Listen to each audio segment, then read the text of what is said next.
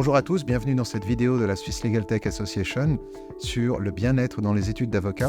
La SLTA travaille principalement normalement à la modernisation de la profession d'avocat, mais ces derniers temps, il faut bien admettre que le bien-être dans les études d'avocat, c'est un sujet d'actualité. Donc aujourd'hui, nous avons réuni un panel d'experts et d'invités pour en parler. Nous sommes très contents de pouvoir vous présenter ce contenu. Nous avons le plaisir de pouvoir compter parmi nos sponsors du jour l'entreprise 123 Next Generation qui s'occupe de la production et dont le CEO Maxime Lagan fera partie de notre panel d'experts. Nous avons le plaisir d'être accueillis ici par l'étude OA Légal à la place Longemal. Nous sommes très reconnaissants pour leur soutien et nous avons aussi la chance d'être soutenus par Valdervis, dont un collaborateur et une stagiaire font partie de notre panel d'invités. Sans plus attendre, je passe la parole à nos experts et j'espère que ce contenu vous intéressera.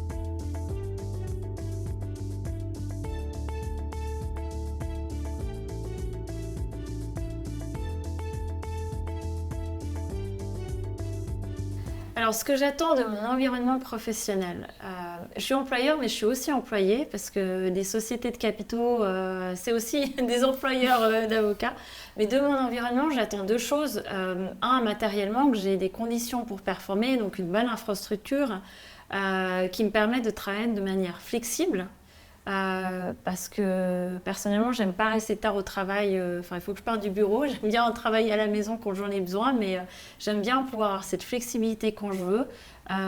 Et puis de savoir que tout est géré par rapport aux exigences matérielles, que ce soit informatique, sécuritaire, etc.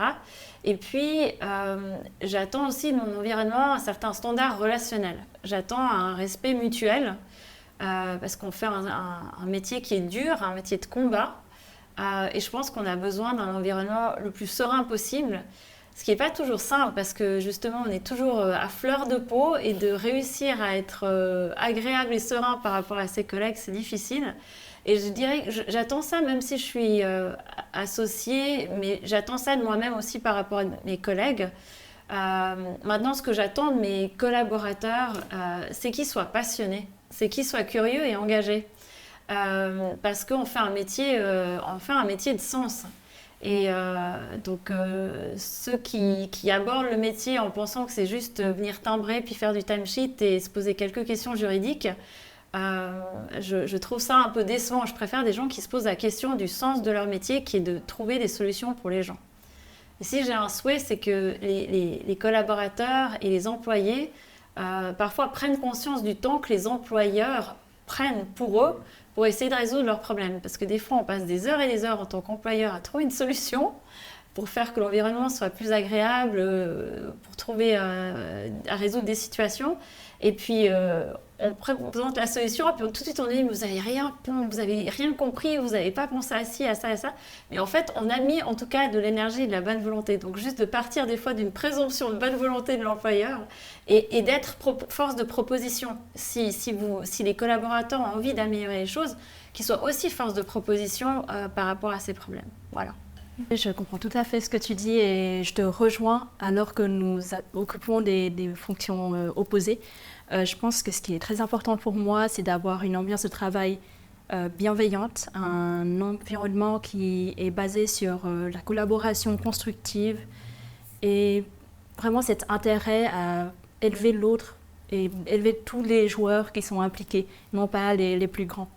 Donc pour moi, ce que j'attends en tant qu'avocate stagiaire, c'est un feedback régulier qui est basé sur la critique constructive et aussi une communication transparente, mais de nouveau toujours dans la bienveillance. Donc, comme tu l'as très bien relevé, c'est vrai que c'est un domaine qui est très stressant.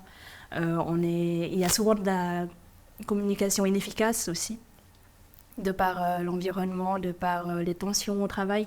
Et je pense qu'on peut facilement diminuer ce genre de tension en étant un peu plus patient avec l'autre. Donc, si l'employé et l'employeur ont cela en tête, je pense que ça crée déjà une très très bonne base de travail.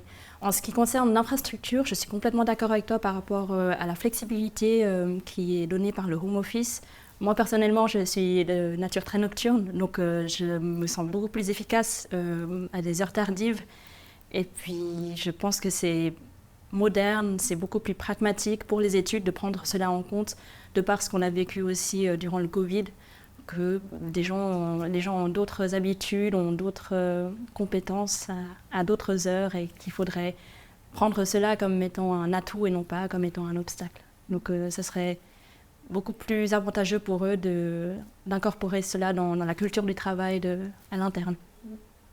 Si je rebondis juste en tant qu'employeur, des fois on aime bien la flexibilité, mais on est quand même lié par le cadre de la loi sur le travail qui ne nous permet pas toute latitude. Et ça, c'est une tension qu'on vit comme employeur, de trouver à ajuster notre métier d'avocat à un cadre réglementaire qui n'est pas toujours approprié. Absolument, oui. C'est clair qu'on n'a pas toute la liberté qu'on voudrait avoir, c'est clair. Finalement, qu'est-ce que pour moi un collègue ou un collaborateur ou une collaboratrice doit pouvoir attendre d'une organisation? C'est déjà d'avoir, c'est vrai que c'est des fondamentaux, mais si dès le début on sait avec lesquelles valeurs on travaille et puis qu'elles sont vraiment authentiquement vécues et que l'intention aussi des fondateurs ou de la direction, c'est vraiment de pouvoir faire participer un maximum toutes et tous, avec vraiment une vocation de faire vivre les valeurs, c'est vraiment essentiel. Aussi de vraiment mettre au sens, le sens du travail et puis aussi la passion. C'est vrai que des fois, on met un cadre de travail, des conditions cadres pour être une entreprise attractive, mais l'important c'est aussi d'avoir des collaboratrices et collaborateurs qui rejoignent parce qu'ils ont envie de contribuer, d'offrir des prestations de qualité, d'être performants et puis d'avoir une reconnaissance par rapport à ça. Et puis, je pense que vraiment ce qui a fonctionné chez nous, c'est le fait d'être dans un environnement en confiance. Après, on doit y travailler. C'est aussi de pouvoir questionner, de pouvoir aussi donner des feedbacks réguliers. Et ça, encore aujourd'hui, on travaille beaucoup à avoir vraiment des feedbacks les uns aux autres et aussi réciproques, qu'il n'y ait pas cette notion de hiérarchie, mais qu'aussi les jeunes puissent aussi faire des feedbacks aux seniors. Et puis aussi de travailler sur les liens, les interactions aussi informelles aussi au sein des équipes. Donc on a tous des forces, des qualités, des compétences et puis de pouvoir identifier quels sont ce qu'on amène à l'équipe et puis identifier aussi ce que les autres peuvent amener, c'est des points peut-être différents. Il y a forcément aussi des tensions qui peuvent émerger, mais si les liens de confiance, si les liens interpersonnels au sein d'une entreprise sont construites, ces tensions qui émergent peuvent aussi rapidement être clarifiées. Oui, c'est très intéressant aussi de vous entendre, Sandrine. Tu parlais du fait que tu espères avoir des collaborateurs qui soient passionnés et qui soient engagés. De ton côté, tu évoquais le fait que tu veux être coaché, mais en même temps, tu veux aussi avoir cette flexibilité.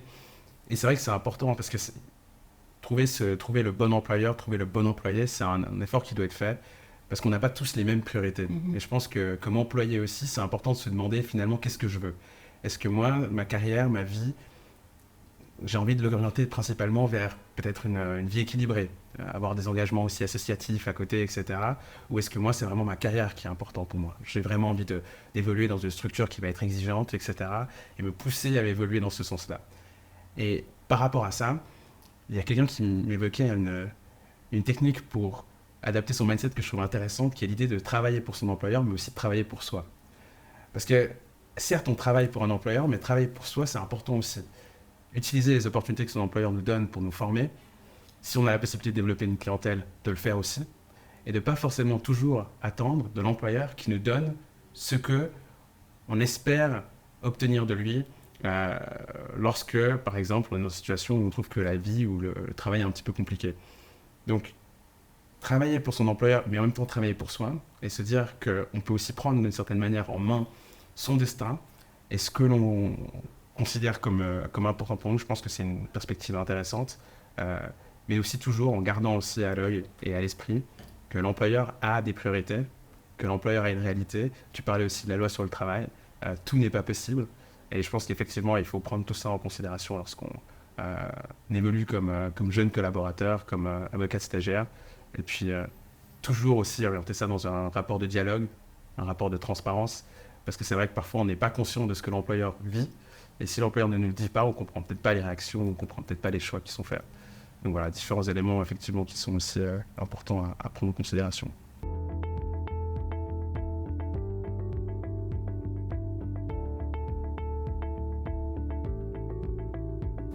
Alors, comment on peut améliorer le bien-être des collaboratrices et collaborateurs? C'est intéressant et vaste comme question parce qu'il y a eu tout ce moment aussi où on disait le bonheur au travail, comment on y contribue, en sachant que c'est quelque chose d'assez personnel. Et on avait déjà un petit peu échangé sur le fait que je pense qu'aujourd'hui, le défi pour les RH au sein des structures, c'est de pouvoir répondre aussi de manière avec une meilleure granularité en fait, aux besoins de chacun et chacune. Parce que certains, ils ont besoin de plus d'agilité, ils ont besoin de prendre plus rapidement de l'autonomie, ils ont besoin de faire plus de formation, puis d'autres auront besoin d'un cadre peut-être un peu plus réglementé. Il y a aussi toute la notion de flexibilité, en sachant effectivement il y a les conditions légales qu'on doit considérer, mais dans ces conditions légales, il y a quand même la possibilité d'offrir des horaires flexibles. C'est aussi ce qu'on a fait au sein de notre organisation. Et puis, il y a vraiment une des intentions, qui ont en tout cas très bien fonctionné chez nous, c'est aussi cet accès au temps partiel. Alors, je ne sais pas si c'est quelque chose qui est dans les études possibles, mais ça permet aussi à des personnes qui ont développé aussi d'autres choses à côté. Et aussi, il y a effectivement les aspects de famille, de pouvoir aussi offrir plus d'inclusivité à des personnes qui deviennent parents, de pouvoir vraiment en fait, donner la responsabilité aussi du temps partiel à la personne qui le souhaite, et sans que ce soit forcément quelqu'un qui doit dire oui ou non. Après, forcément, il y a aussi un cadre à donner là-dessus. Et puis, il y a aussi le bien-être aussi contribué par vraiment tout ce qui est intelligence collective et puis l'esprit d'équipe.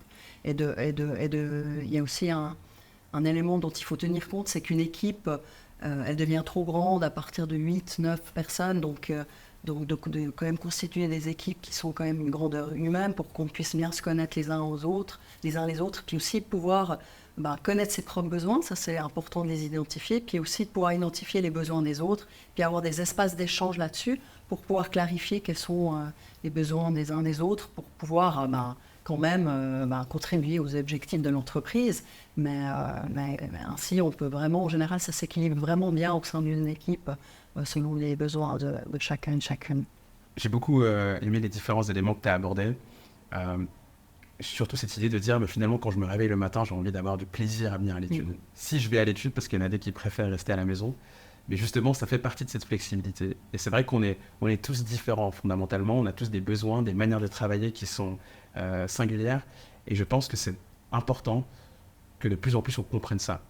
Parce que si on laisse les personnes être le plus souverains possible sur leur manière de fonctionner, leur manière d'apporter finalement leur valeur à la société dans laquelle ils sont actifs, on leur permet de donner le meilleur d'eux. Et c'est vrai que pour certaines personnes, ça a été évoqué dans le cadre d'autres discussions, certaines personnes préfèrent travailler le soir, d'autres préfèrent travailler le matin, d'avoir la sensation qu'on peut taper dans ce potentiel-là et qu'on peut trouver les moments dans lesquels on est les plus efficaces. Je pense que ça fait partie des solutions aussi pour stimuler ce bien-être. On sait aussi que le sport, c'est quelque chose d'important, mais aller au sport, ça répond aussi à des contraintes temporelles. Quand est-ce que ma salle de fitness va être ouverte ? Quand est-ce que mon cours de, pilates va être disponible ? Parfois, oui, prendre un peu une pause à un certain moment pour aller faire du sport, se dépenser, c'est une manière de revenir ensuite à l'étude beaucoup plus concentré et beaucoup plus frais. On peut aussi penser à la nutrition. Qu'est-ce que les études mettent à disposition de leurs collaborateurs qui travaillent et qui doivent manger, par exemple, à l'étude ? Penser à bien s'alimenter, c'est aussi quelque chose d'important. Et c'est vrai que, alors on n'y pense pas forcément parce qu'on est très concentré dans ce qu'on fait, mais on fait une profession qui est exigeante. Et comme des sportifs, je pense qu'on peut s'intéresser à ce qu'on mange pour être le plus serein possible. Et puis après, c'est plus général, mais dans le rapport aux autres aussi. Pour les jeunes collaborateurs, les avocats stagiaires, ils peuvent parfois se sentir en compétition. Moi, le message que j'aurais envie de dire, c'est que vous êtes en compétition qu'avec vous-même. Soyez aligné avec ce que vous voulez faire. Ayez un objectif clair, comprenez ce que vous devez faire pour y arriver, et puis en général, tout se passera bien, et vos collègues sont vos alliés dans cette perspective-là. En tant que jeune avocat, je me retrouve complètement dans l'idée de flexibilité. Je pense que responsabiliser chacun et accorder une flexibilité dans l'organisation du travail, ce serait un atout pour permettre à l'avocat, au jeune avocat, de pouvoir organiser son travail, sa journée, avoir le temps et prendre le temps, par exemple, de faire son sport ou de faire l'activité auquel il tient. Et ça permettrait à l'avocat de se sentir plus engagé dans son travail. Et cette flexibilité, le fait de pouvoir s'organiser, c'est aussi le témoignage d'une confiance avec la structure pour laquelle il travaille. Et je pense qu'aujourd'hui, pour reprendre le concept d'équipe, de collaboration,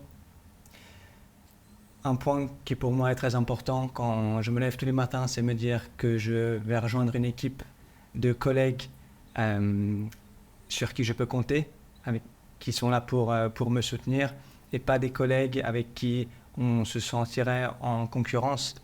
Et cet aspect permet de créer une confiance, une équipe soudée.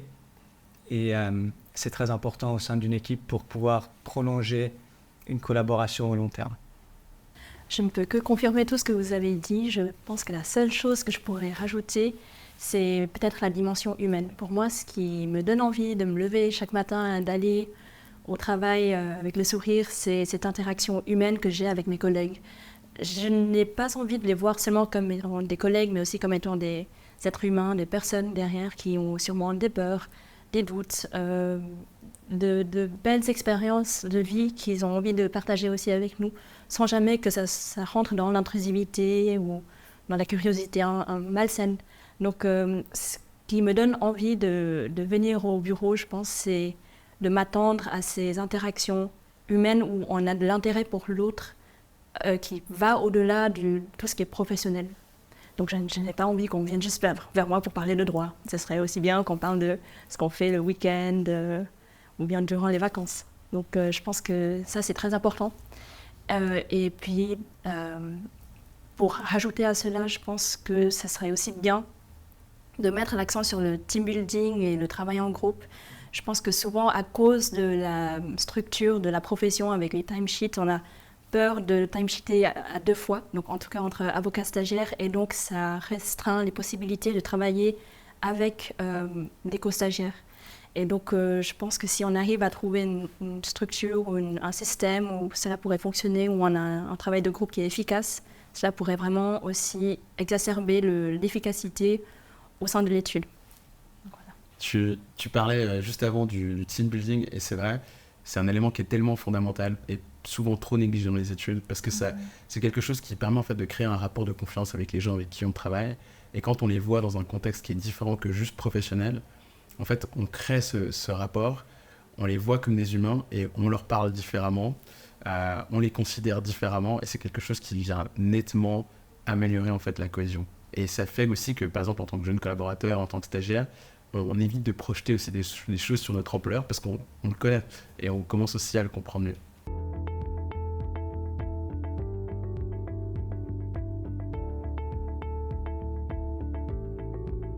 Dans les outils, on évoquait tout à l'heure les défis organisationnels et l'efficience dans le fonctionnement des cabinets d'avocats, dans les études d'avocats.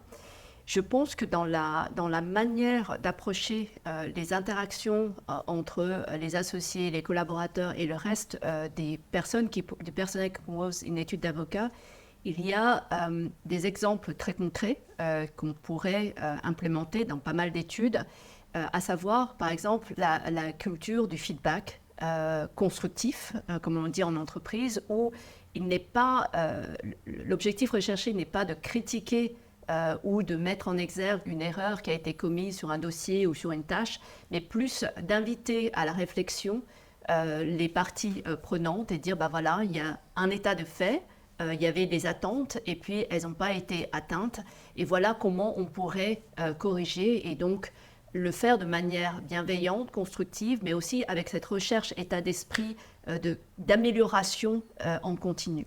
Donc ça, c'est une possibilité d'action très concrète. L'autre possibilité à laquelle je réfléchissais, c'est les revues de performance annuelles.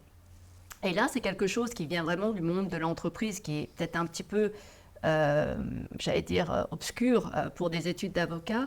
C'est de professionnaliser cette approche, en fait, du feedback, au-delà du feedback ad hoc. C'est vraiment de professionnaliser, le structurer sur le temps, sur le cycle même de l'année, voire le cycle du collaborateur, de l'employé en études, et d'organiser des moments dédiés où on n'est pas perturbé par un email, un appel d'un client, etc., mais l'associé ou le chef d'études ou le responsable ou le senior est dédié à l'autre personne pour qu'il y ait un véritable échange de perspectives, d'exemples concrets qui permettent d'illustrer en fait les points de vue des uns et des autres et de recueillir l'appréciation de l'autre partie, que ça soit côté chef d'études ou collaborateur.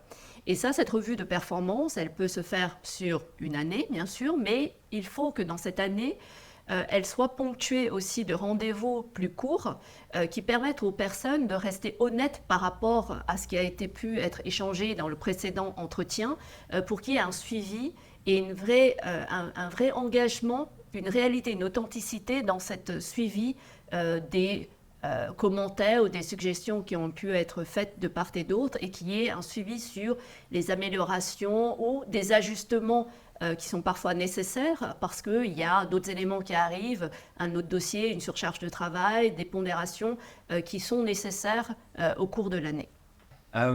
Premièrement, la culture d'entreprise. Est-ce que les gens connaissent la vision, la mission, les valeurs de l'entreprise ? À titre d'exemple, nous, chez The Track Generation, aujourd'hui, quand on recrute un candidat ou une candidate, on va d'abord envoyer ce qu'on appelle le Culture Fit, qui est un document qui explique notre vision, notre mission, nos valeurs. Et en fait, ça vient vraiment au tout démarrage, avant même l'entretien. Parce qu'on veut que déjà les candidats et candidates sachent quelle est la culture d'entreprise qu'on attend en termes potentiellement de comportement ou d'attitude. Et puis après, évidemment, les compétences techniques.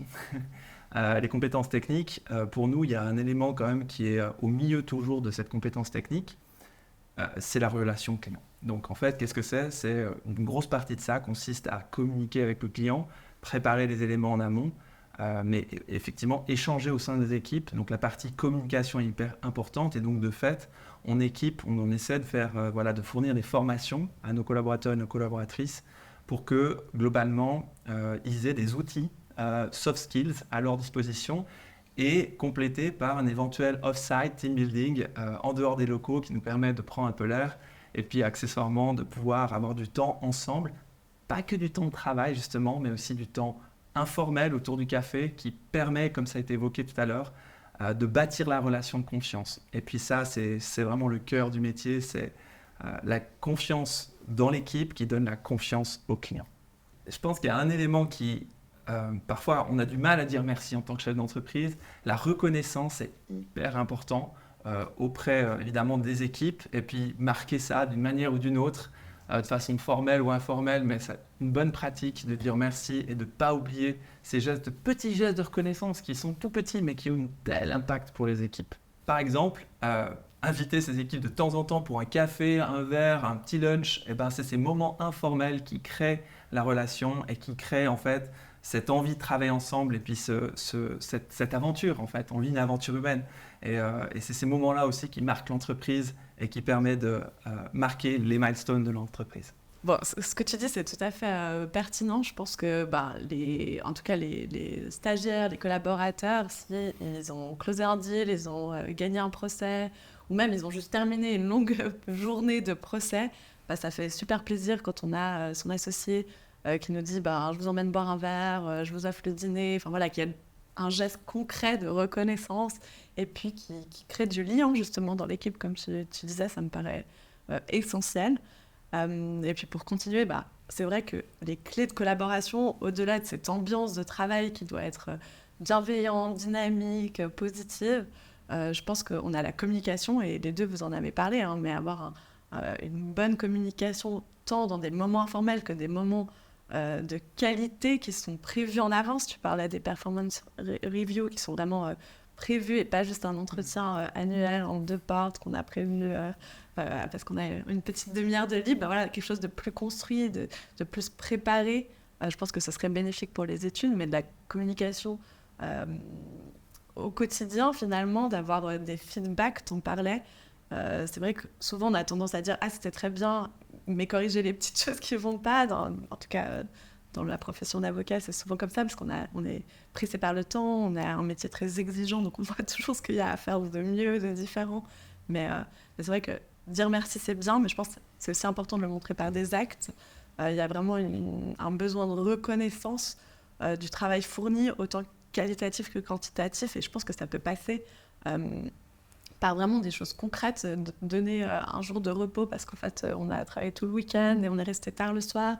Ça peut être co-constituer quelqu'un, parce qu'en fait, il est tellement important dans un dossier que voilà, on veut montrer qu'il a un rôle important, que c'est pas juste le collaborateur de l'associé, mais non, voilà, valoriser ce qu'il fait, son input stratégique, son temps de travail, la relation qu'il a avec le client, ça peut être quelque chose. Qu'est-ce que j'ai pu voir autour de moi, on m'a dit, typiquement, les avocats souvent comptent pas ses heures, mais quand on est employé, ça ne change pas grand-chose. Alors oui, des fois, on a des objectifs de timesheet, un bonus, mais c'est vrai de peut-être plus corréler cette notion du temps qu'on fournit sur des dossiers avec une rémunération exceptionnelle qui est liée des fois au temps fourni, ou alors un dossier qui est très rémunérateur, quelque chose qui a très bien fonctionné. Mais voilà, je pense que c'est des choses très concrètes qui font que l'employé va se sentir reconnu finalement, et puis ça motive pour la suite, donc ça peut que améliorer la fidélisation de l'employé et puis sa motivation à travailler. Je pense qu'il y a aussi instauré, tu l'as dit, un climat de confiance. Ça me paraît essentiel.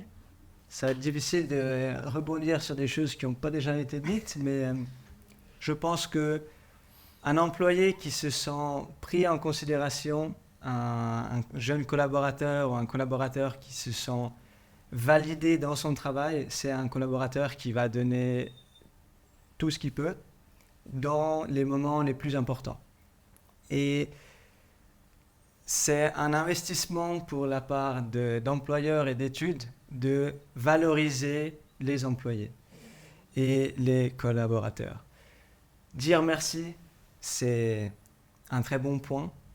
Reconnaître le travail qui a été fait, donner du feedback tout au long d'un travail ou le long d'une année, ça permet de pouvoir construire une relation de confiance, ça permet d'établir des objectifs, établir des points d'amélioration.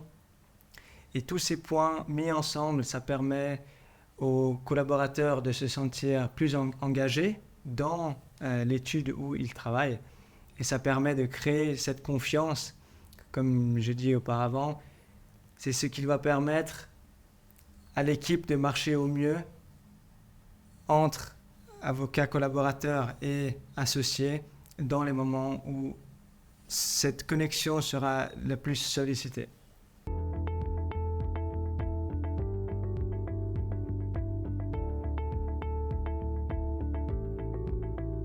Tout d'abord, question de performance. Un des précurseurs du coaching, Tim Gallwey, dit performance égale potentiel moins interférence. Et en fait, en tant que manager, la question c'est, est-ce qu'on ne créerait pas un peu d'interférence de temps en temps avec nos équipes? Comment on agit en tant que manager vis-à-vis des équipes pour optimiser la performance? Donc, d'un côté, recruter les bons talents qui ont bon potentiel, puis de l'autre côté, la question de la performance en équipe pour pouvoir minimiser potentiellement dans l'organisation les interférences, co-travailler ensemble, ça peut être une des pistes. Et la communication est au milieu de ce processus.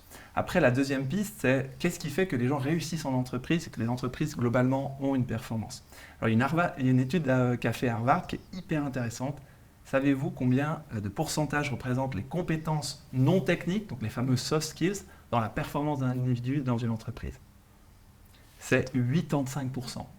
85% des gens qui réussissent en entreprise ont développé leurs compétences dites soft skills versus 15% les compétences techniques pures. Donc on se rend compte qu'en fait, c'est ces compétences et ces latitudes en fait, qui est parfois qui sont les compétences qu'il faudrait potentiellement développer le plus en fait, quand on veut évoluer dans sa carrière. À titre d'exemple, en fait, la communication, le feedback par exemple, on sait qu'on est dans un monde qui évolue monstre vite, qui va très très vite, et clairement, on ne sait pas tout. Il y a plein de compétences qu'on ne connaît pas aujourd'hui, qu'il va falloir apprendre pour s'adapter au monde de demain. Et la question c'est, quelles sont les compétences soft skills, cette adaptabilité dont on parle, le permanent learning en fait, il va falloir se former de plus en plus vite. Et ça, collaborer, avoir du feedback, itérer et pour arriver à faire une performance optimisée au niveau de l'entreprise et de l'innovation potentiellement. Alors Maxime, merci pour avoir partagé tes observations. Je compléterai aussi par le fait que les soft skills, les compétences non techniques, ne sont pas simplement à limiter au niveau du recrutement des collaborateurs ou du personnel d'une étude d'avocat, mais s'applique également et équitablement aussi aux chefs d'études et aux associés d'une étude ou au personnel du management d'une étude d'avocat, en ce sens où ils ne peuvent pas ne pas s'appliquer à eux-mêmes ces qualités ou ces compétences qu'ils recherchent dans leurs collaborateurs, au risque d'être complètement hermétiques et de créer une organisation parallèle et des dysfonctionnements in fine. Je citerai par exemple, parmi les soft skills intéressants pour l'efficience d'un cabinet d'avocats, la capacité à être sensible, à dialoguer, à l'écoute, une écoute active et pas simplement une écoute passive où j'entends des doléances par exemple, mais je n'en fais rien ou je ne dialogue pas avec toi.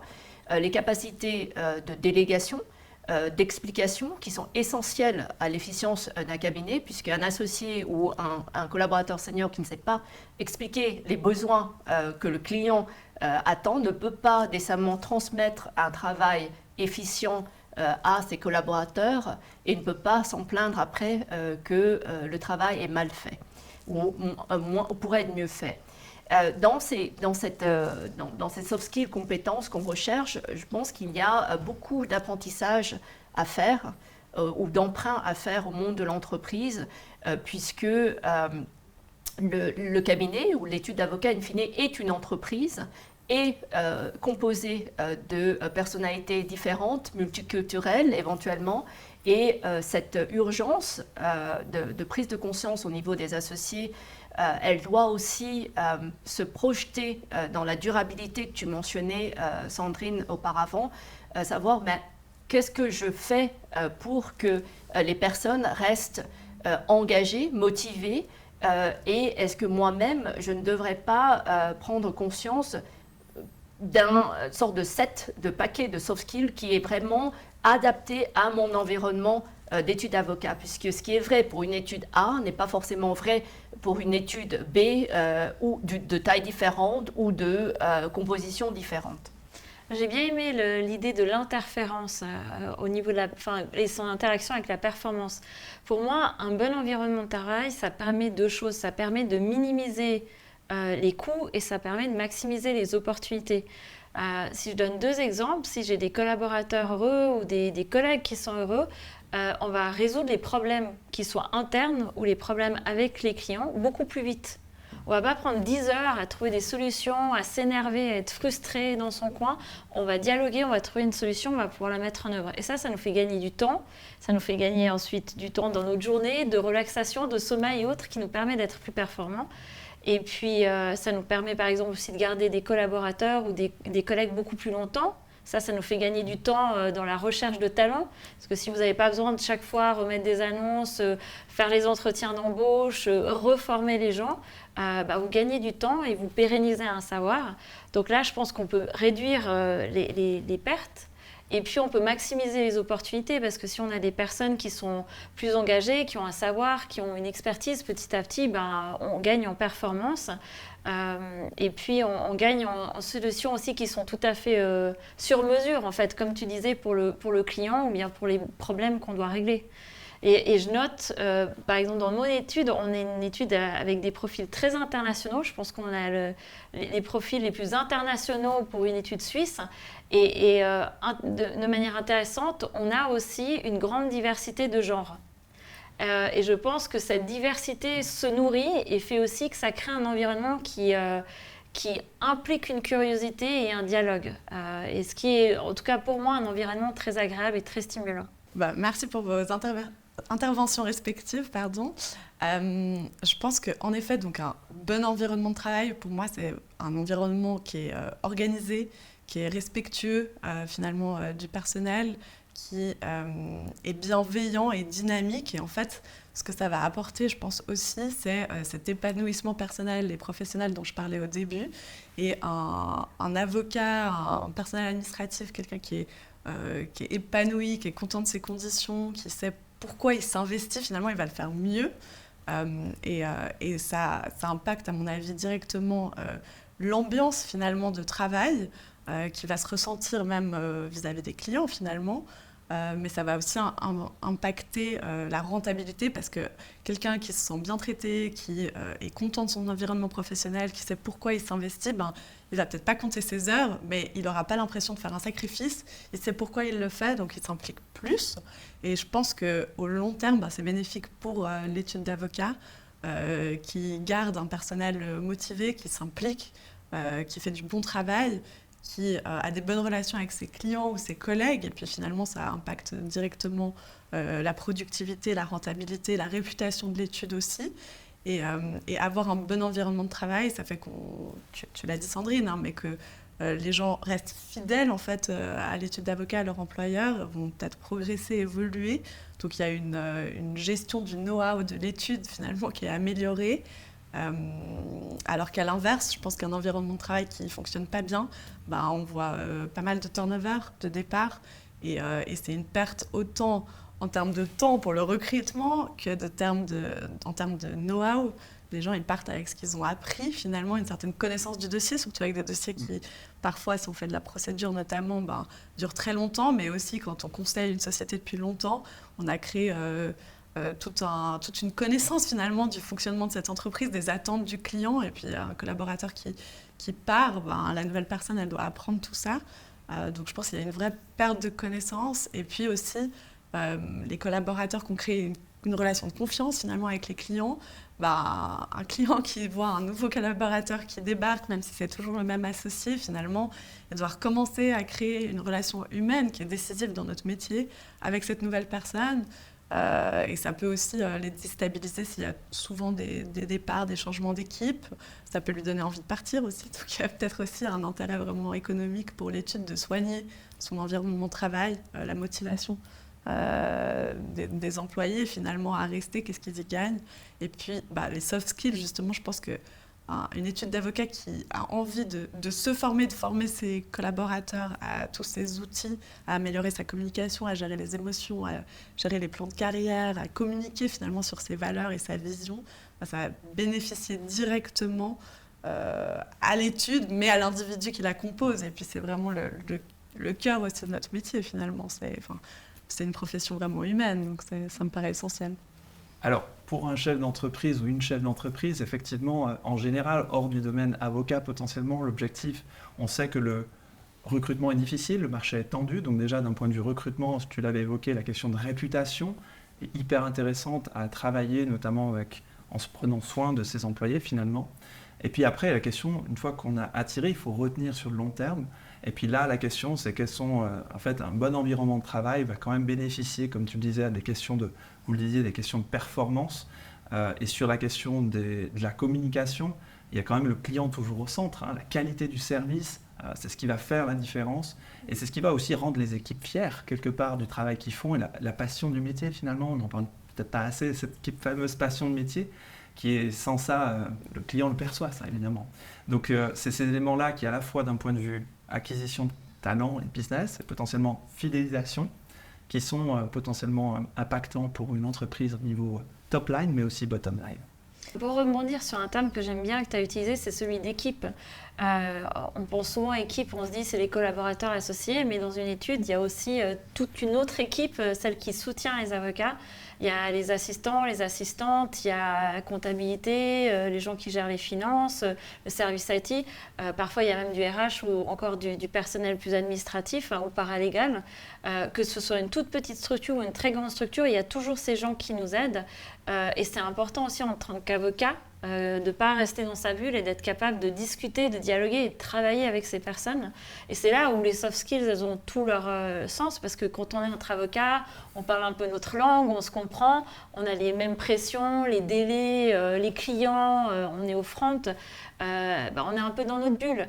Mais il faut réussir à communiquer ça aux gens autour de nous pour qu'ils comprennent, et puis aussi nous être à l'écoute de ce que nous on leur fait subir pour les aider eux à bien performer. Et à la fin, c'est un véritable travail d'équipe, mais pas seulement l'équipe avocat, c'est l'équipe au sens plus large. Mais si je peux me permettre de compléter ce que tu dis, Sandrine, sur cette accessibilité en fait entre la bulle avocat et la distanciation malheureusement qui arrive sur le terrain avec le personnel autres qui composent les études d'avocat, c'est adopter une plus grande sensibilisation et se rendre accessible, puisque le vocabulaire des avocats, le monde de l'avocat est peut-être un peu hermétique aux non-avocats. Et dans ce dialogue que tu évoquais, Rebecca, aussi, il va falloir volontairement, et se faire peut-être violence au début, d'adapter et de vulgariser, entre guillemets, le vocabulaire et la communication pour la rendre plus audible et acceptée.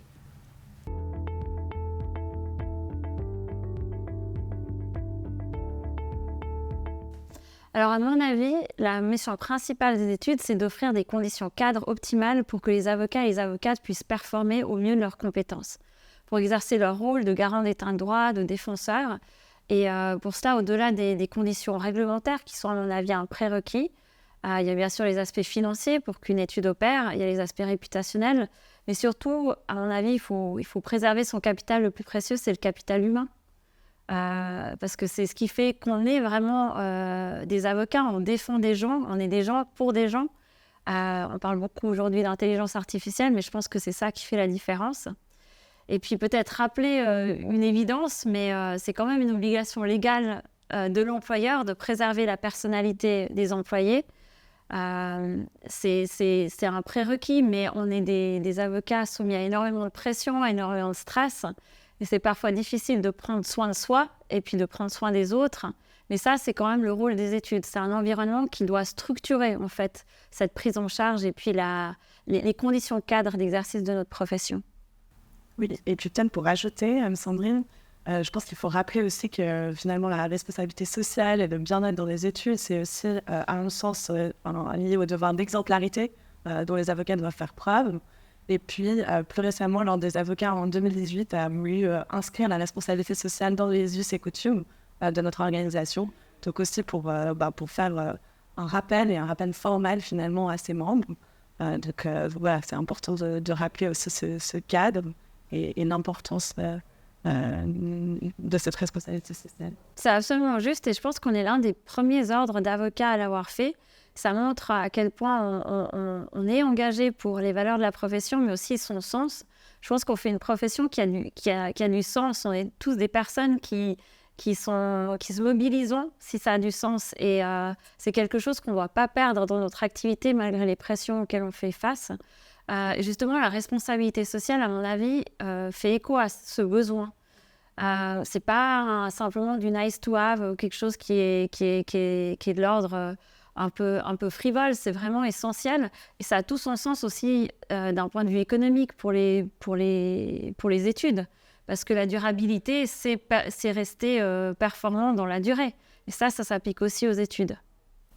Je vais peut-être rappeler que les enjeux finalement liés à ces RSE, c'est vraiment très global. On pense souvent qu'à la durabilité, alors qu'il y a vraiment des enjeux économiques, sociaux, différents aspects. Puis j'ai l'impression que ça vise surtout à permettre un épanouissement personnel et professionnel des employés dans une structure, en l'occurrence des avocats, mais aussi le personnel administratif, en gros toutes les personnes qui font qu'une étude d'avocat peut fonctionner dans un environnement de travail qui est sain et qui est dynamique, qui est motivant. Et pour revenir peut-être sur les défis auxquels les études font face, ils sont évidemment multiples. On a pensé, en lien justement avec ce bien-être, au risque, à la prévention des risques psychosociaux, ça c'est vraiment extrêmement important, surtout vu le métier qui est très stressant, qui est exigeant, avec beaucoup de responsabilités, et puis aussi nourri malheureusement par les conflits des autres. Donc c'est vrai que ça a un impact sur les avocats, leur gestion du stress, des émotions.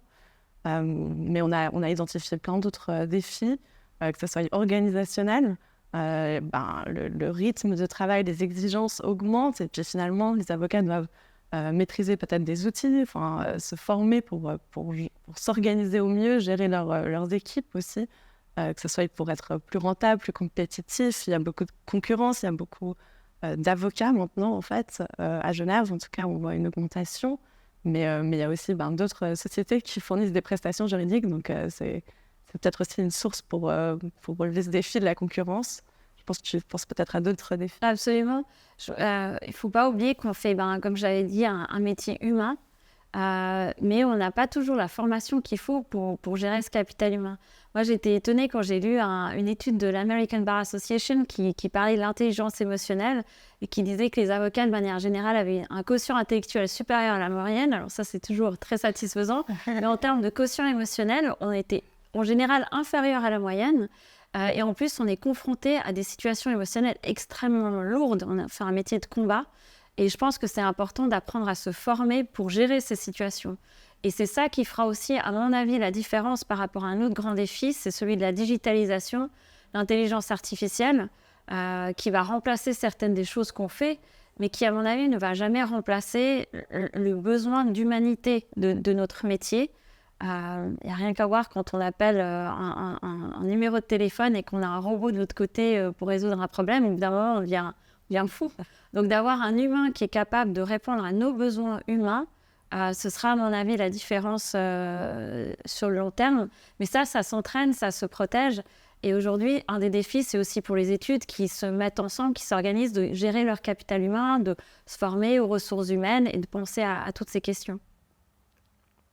Je pense qu'il faut peut-être préciser qu'on doit se former de manière pluridisciplinaire finalement. Donc on a évidemment une obligation de formation continue au niveau juridique, mais en fait ces compétences clés que tu mentionnes, l'intelligence émotionnelle, l'organisation, le leadership, les outils de management, c'est vraiment des compétences clés et qui peuvent être bénéfiques pour son propre bien-être, mais aussi pour le bien-être de l'étude, pour avoir un environnement de travail qui va être stimulant, dynamique et puis rentable finalement, tu vas bien fonctionner. Oui, c'est très important de se former à tous ces outils. Et puis je pense que l'Ordre des avocats, c'est aussi un de ses rôles, c'est de mener des actions de prévention, de sensibilisation à tout ce qui est soft skills, au management, que ce soit aussi cette réflexion sur la responsabilité sociale. Et prochainement, l'Ordre des avocats va adresser un outil d'autodiagnostic pour les études d'avocats, mais de manière plus large pour tout le personnel des études d'avocats, pour justement lancer une réflexion, que les études réfléchissent ce qu'elles font, ce qu'elles pourraient faire, et voir en fait leur intérêt aussi, pourquoi c'est pertinent de réfléchir à ces sujets et de s'améliorer. Et c'est tout à fait juste, l'ordre, c'est aussi un espace qui peut permettre ces formations, c'est aussi un espace où on apprend à vivre ensemble, parce qu'un de nos principes, c'est la confraternité. Moi, j'aime bien des fois décliner avec la sororité aussi pour mettre en avant le fait que les avocats doivent aussi apprendre à parler et à soutenir les avocates. Mais cette confraternité, c'est extrêmement important parce que quand on est en train de se combattre toute la journée, c'est important ensuite de pouvoir rester avec des comportements ou des espaces conviviaux où on peut laisser un peu ces émotions un peu hostiles et laisser retomber la tension pour réussir à renouer un dialogue, parce que c'est comme ça qu'on trouve des solutions dans notre travail pour les clients qu'on a, mais aussi pour vivre notre métier dans le long terme. Donc je pense que ça, c'est des valeurs de l'ordre qui sont assez aussi spécifiques à l'Ordre des avocats de Genève, qui a un barreau très uni et qui est très engagé pour soutenir la formation, comme tu l'as précisé. Il y a aussi d'autres programmes comme le mentorat, comme des ateliers de soft skills, et puis aussi toutes les préoccupations face aux défis qu'on a évoqués, l'intelligence artificielle, les problèmes éthiques aussi. Aujourd'hui, on est confronté à un monde qui est très polarisé et on demande des avocats, parfois, d'avoir des comportements éthiques et moraux, alors que notre serment, finalement, nous impose un seul principe, c'est d'être là et de servir notre client. Donc il y a aussi ces enjeux peut-être plus philosophiques auxquels on est confronté. Et quand on rajoute les médias ou les réseaux sociaux, ça peut faire parfois des cocktails qui sont assez explosifs. C'est aussi le rôle des ordres d'avocats et des confrères et de cette confraternité de se soutenir les uns les autres par rapport à la mission qu'on exerce. Alors, merci beaucoup Sandrine et Rebecca pour avoir partagé vos observations en fait, de la profession vue de l'intérieur. Vous avez souligné beaucoup de points très pertinents sur l'aspect de l'intensité de ce métier qu'on adore tous, des exigences très élevées de nos clients, puisque ultimement, on sert des clients, ce qui fait qu'on se retrouve à se mettre nous-mêmes la pression et la barre très haute, avec des attentes souvent collectives au niveau de la direction du cabinet d'avocat ou de l'étude d'avocat qui sont très hautes et une réalité de terrain qui peut être tout autre aussi par rapport, je pense, à la formation et la préparation des plus jeunes d'entre nous qui rentrent dans cette profession ne sont pas forcément bien équipés encore pour affronter les réalités du terrain. Et c'est là, je pense, un des défis majeurs qui vient compléter cet aspect, cette dimension organisationnelle et managériale aussi du cabinet du futur ou de l'étude du futur. C'est cette capacité collective de la profession, impulsée par les initiatives de l'Ordre des avocats de Genève et des autres cantons, de pouvoir en fait ouvrir des pistes de réflexion, mais aussi accompagner ces pistes de réflexion. Tu mentionnais notamment des outils d'autodiagnostic qui me paraît tout à fait pertinent, puisqu'il faut accompagner le désir, cette prise de conscience que j'observe depuis quelques années et encore en mode un peu plus accéléré ces dernières années sur le marché genevois et suisse, un petit peu plus en général. Et cet accompagnement de cette volonté de prise de conscience doit être accompagné d'actions concrètes et impulsées. On peut faire des parallélismes avec la gestion en entreprise. Et en entreprise, peut-être certaines entreprises sont mieux loties que nous en études d'avocat, puisque les moyens, la manière d'organiser, la manière de structurer et les moyens qui sont donnés aux employés et de tout autre niveau, de tout autre ordre. Et il y a comme une avancée qui est facilitée, que nous devons probablement collectivement rattraper en tant que profession d'avocat. J'ajoute à ça les défis culturels. Vous avez mentionné l'éthique, vous avez mentionné d'autres aspects qui pour moi reviennent peuvent être rattachés aux dimensions des valeurs et de la culture des études d'avocat, c'est-à-dire que l'exemplarité que tu as mentionnée, Rebecca, va forcément avoir un impact à différents niveaux. Ce n'est pas simplement au niveau des collaborateurs, mais aussi au niveau du personnel administratif qui soutient l'activité des études d'avocat. Il ne faut pas les oublier parce que une étude d'avocat, in fine, si je peux me permettre la comparaison, c'est comme une ruche. Il y a plein d'abeilles et chaque abeille doit comprendre quelle est sa contribution par rapport au fonctionnement de cette ruche qui in fine, sert un client des clients. Et je pense que ce défi et cette responsabilité culturelle des valeurs est sur, j'allais dire, la tête des chefs de cabinet, du management des cabinets, et que ces valeurs doivent être, en tout cas, si elles sont déjà là, être clarifiées, être modernisées quelque part et évoluer par rapport aux besoins des attentes des plus jeunes collaborateurs ou des moins jeunes collaborateurs, puisque, in fine, si l'environnement de travail que tu mentionnais, Sandrine, qui nous est cher, n'est pas favorisé ou n'est pas représenté par des valeurs, j'allais dire, sincères, authentiques, vécues et implémentées au quotidien, quelque part, c'est une belle feuille de valeurs qui sert à encadrer peut-être un mur, mais qui, dans la réalité, ne va pas trop motiver les collaborateurs, les collaboratrices du cabinet. À ça, j'ajoute peut-être quand même des notes positives, puisque la profession évolue, se modernise, est curieuse, heureusement sous l'impulsion des nouveaux bâtonniers et bâtonnières qu'on voit, pas simplement en Suisse, mais aussi dans d'autres juridictions, que ce soit Paris, Bruxelles ou dans les juridictions anglophones, anglo-saxonnes.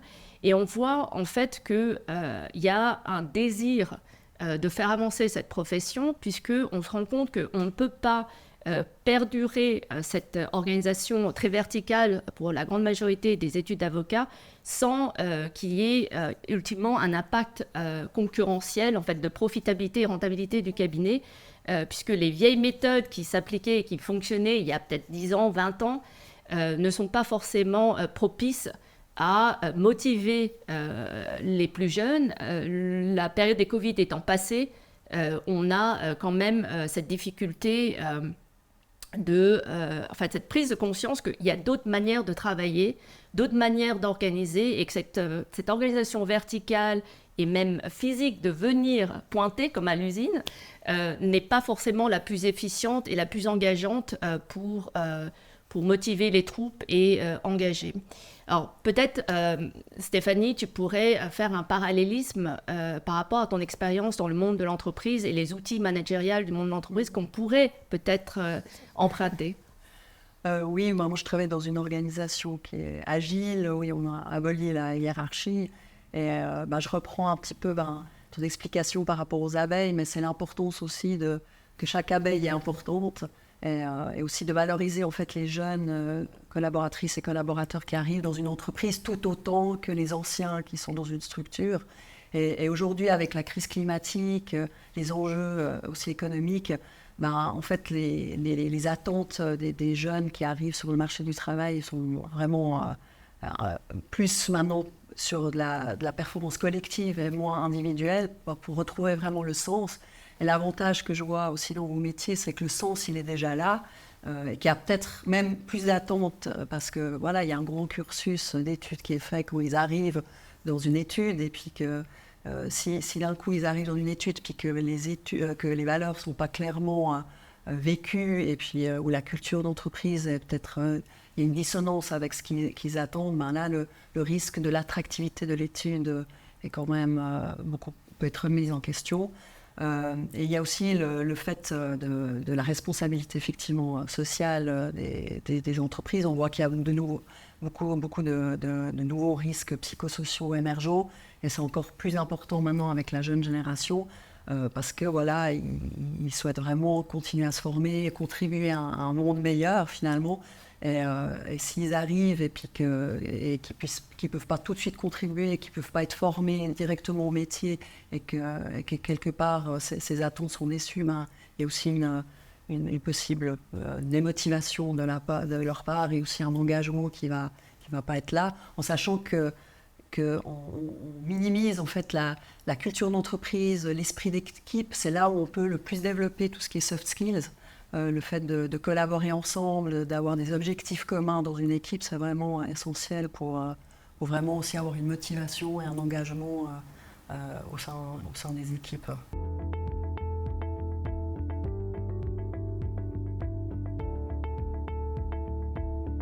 Alors, on a vu aujourd'hui dans les différents échanges l'importance en fait de l'environnement de travail stimulant, engageant, respectueux.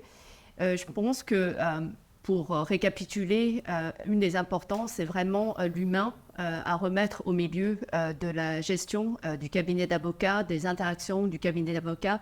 L'humain passe par le dialogue, mais aussi par l'investissement que les chefs d'études, les associés sont prêts à mettre en œuvre pour stimuler et motiver leurs collaborateurs. On est dans un métier qui est très exigeant et je pense qu'on l'a vu dans les discussions qu'on a pu avoir.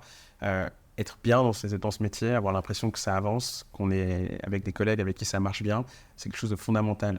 Mais un autre élément qui est extrêmement important pour s'en sortir, c'est de penser qu'on travaille non seulement pour notre employeur, mais qu'on travaille aussi pour nous. Et la question qui se pose, c'est comment finalement est-ce qu'on peut faire pour réussir à trouver et jongler avec ces deux impératifs, tirer parti de la formation, tirer parti des clients qu'on rencontre, tirer parti des connaissances qu'on se fait, des choses qu'on apprend. C'est des choses importantes, comme ça au moins on sait qu'à terme on avance aussi et qu'on se consacre aussi aux personnes et à notre propre carrière en fait, tout simplement. Alors on l'a vu et merci de l'avoir évoqué, on a parlé beaucoup de développement des compétences et notamment les compétences des soft skills, tout ce qui est non-compétences techniques, notamment, et je crois que c'est en lien avec votre métier, la relation client, la confiance, qui passe en grande partie par une qualité de communication entre partenaires, si on veut. Et on sait que vous connaissez des moments parfois de tension aussi avec le client, parce que c'est pas simple, des situations pas évidentes à gérer, et c'est là où la communication est encore plus importante. Je rappelle qu'en fait, quand tout va bien, tout le monde est bon manager, tout le monde est bon communicant, c'est quand ça commence à chahuter que ces compétences sont encore plus importantes. Donc, se former, merci de l'avoir évoqué, se former de façon constante sur la partie technique, mais également toute la partie dite soft skills. En fait, de travailler pour que l'humain soit remis au centre, déjà, ça permet d'avoir des collègues et des collaboratrices et collaborateurs performants qui offrent aussi des services de qualité, mais également d'avoir plus de motivation au sein de la structure Et puis l'attractivité, parce que forcément, le bouche à oreille fait aussi que, après, ça permet aussi de faciliter le recrutement, de savoir aussi directement ce qu'on recherche, d'avoir le choix. Et puis, et ce que j'avais aussi envie de partager aujourd'hui, c'est dire que c'est d'avoir l'intention d'en discuter, d'échanger. Et puis on voit bien aujourd'hui dans nos échanges, le fait d'avoir pu chacun donner nos points de vue, ça a déjà enrichi le débat. Et puis on a déjà eu beaucoup de pistes de réflexion et de solutions. Voilà, merci beaucoup. J'espère que ce contenu vous aura intéressé. Peut-être pensez la prochaine fois, lorsque vous gagnez un dossier, à inviter vos collaborateurs et collaboratrices à une pizza. C'est une pratique dans les sociétés de la tech, mais je ne vois pas pourquoi on ne pourrait pas inviter les collaborateurs et les collaboratrices à une pizza. En vrai, la reconnaissance, on l'a bien vu, c'est quelque chose d'essentiel. Il y a énormément d'outils à notre disposition qui sont déjà connus dans d'autres industries que la nôtre, et c'est pas forcément un mauvais investissement de s'y intéresser, on l'a vu. On essaye de garder les bons talents, on évite de devoir en recruter d'autres, on évite de perdre des clients, on évite d'avoir de l'absentéisme à outrance. Tout plein d'avantages en échange d'une pizza, ça vaut la peine, non? Merci beaucoup encore pour votre attention.